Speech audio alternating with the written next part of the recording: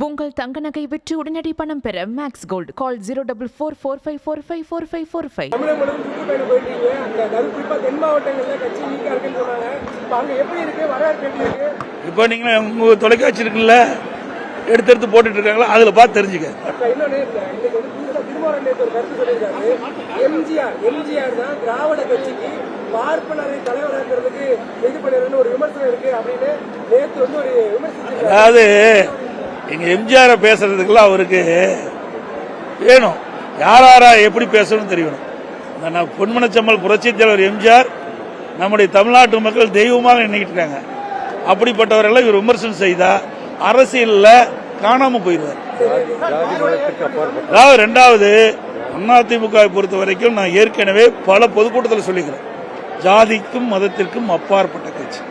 ஒரு ஜாதியை வச்சிடலாம் யாருமே அரசியல் கொண்டுவது என்பது இயலாத காரியம்.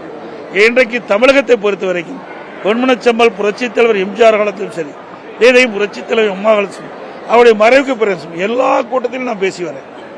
அதிமுக பொறுத்த வரைக்கும் ஜாதிக்கும் மதத்திற்கும் அப்பாற்பட்ட கட்சி. எங்களுடைய கட்சியில் எத்தனை பேர் இங்க இருக்கிறாங்க, எவ்வளவு கட்சி, எவ்வளவு ஜாதி சேர்ந்திருக்காங்க, எவ்வளவு மதத்தை சேர்ந்தவர் எங்க இயக்கத்தில் இருக்கிறாங்க, எல்லாம் ஒற்றுமையா நாங்க செயல்படுறோம். சில பேருக்கு பொறுக்கல, எரிச்சல், அவர் நினைத்தது நடக்கல, அதனுடைய வெறுப்பினுடைய வெளிப்பாடு தான் இப்படிப்பட்ட வார்த்தைகளை கக்கிக் கொண்டிருக்கிறார்.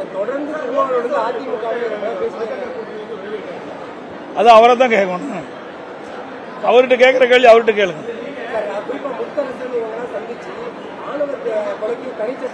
கோரிக்கை வச்சிருக்காரு, வெளியே சொல்றாங்க. அவர் முதலமைச்சர் என்ன சொல்றாரு, நலம் விசாரிக்க வந்தாங்க அப்படின்னு சொல்றாரு. இப்ப முதலமைச்சரே ஒரு அக்கறை இல்லாத மாதிரியும் அவர் பேசுற மாதிரி இருக்கு. நிலைப்பாடு எப்படி பாக்குறீங்க? அங்கேயே கருத்து வேறுபாடு வந்துட்டு இல்ல, அதான் அடிக்கடி சொல்லிட்டே இருக்கிறேன்.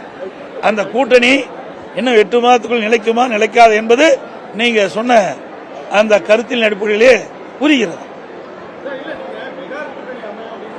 அதெல்லாம் கவலைப்பட, இன்னும் 8 மாத காலம் இருக்கின்றது தேர்தலுக்கு. அந்த 8 மாத காலத்தில் சிறப்பான கூட்டணி அமையும். கூட்டணி அமைந்த பிறகு உங்களை எல்லாம் அழைத்து நிச்சயமாக பேட்டி கொடுப்போம். அதெல்லாம் அந்த ஒரு தனிப்பட்ட விவகாரம். அது வேறொரு கட்சியில் நாங்கள் எப்பவுமே தலையிட கிடையாது. அது அவர்களுடைய உட்கட்சியுடைய விவகாரம். அதுல போய் கருத்து சொல்வது சரியாக இருக்காது. நாங்கள் எப்போ அப்படிப்பட்ட கருத்து சொல்லுதில்லை.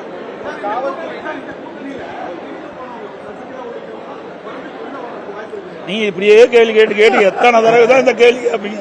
நானும் 8 வருஷமா இந்த கேள்விக்கு பதில் சொல்லி ஆயிடுது. ஏற்கனவே சொன்ன பதில் இதுக்கு பொருந்தும். உங்கள் தங்க நகை விற்று உடனடி பணம் பெற மேக்ஸ் கோல்ட் கால் 04445454545.